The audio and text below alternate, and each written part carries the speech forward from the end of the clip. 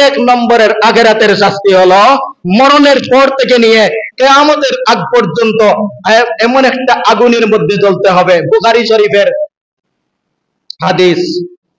এই হাদিসের মধ্যে রাসূল করিম সাল্লাল্লাহু আলাইহি ওয়াসাল্লাম বলেন, যারা জিনা করে মরণের পর থেকে তাদেরকে জাহান্নামের আগুন একটি মটকার মতো, যে মাঠটা হবে নিচ অতি বড় আর মুখটা হবে ছোট।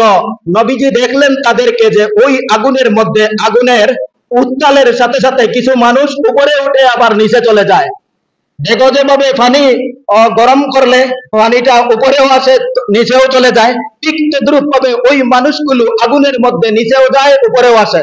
হযরত জিবরাইল আলাইহিস সালাতু ওয়াস সালামকে জিজ্ঞাসা করলেন, এরা কারা? জিবরাইল আলাইহিস সালাতু ওয়াস সালাম উত্তরে বললেন যে এরা দুনিয়ার মধ্যে আপনার ওই সমস্ত উম্মত যারা জিনা করত।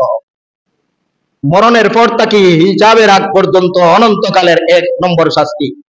দুই নম্বরের শাস্তি হলো তাদের জন্য জাহান্নাম অবধারিত। তাদের জন্য জাহান্নাম অবধারিত। তিন নম্বরের শাস্তি হলো আল্লাহ পাক রব্বুল আলামিনের ক্রোধ আর গজব। আল্লাহর রহম আর দয়া হবে অনেক মুমিন মুসলমানের উপর। তখন আল্লাহ নিজ রহমতে এবং দয়ায় লক্ষ লক্ষ কোটি কোটি আদম সন্তানকে জাহান্নাম থেকে মুক্তি দিয়ে জান্নাত পর্যন্ত পৌঁছে দিবেন। কিন্তু যারা জিনা করবে ওই সমস্ত জিনাকুরদের সাথে আল্লাহ এমন রাগান্বিত হবেন, লা ইউকাল্লিমুহুমুল্লাহু, আল্লাহ তিন দল মানুষের সাথে কিয়ামতের দিন কথা বলবেন না।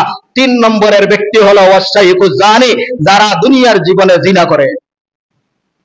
আখিরাতেও মাফ নাই, আখিরাতেও মাফ নাই।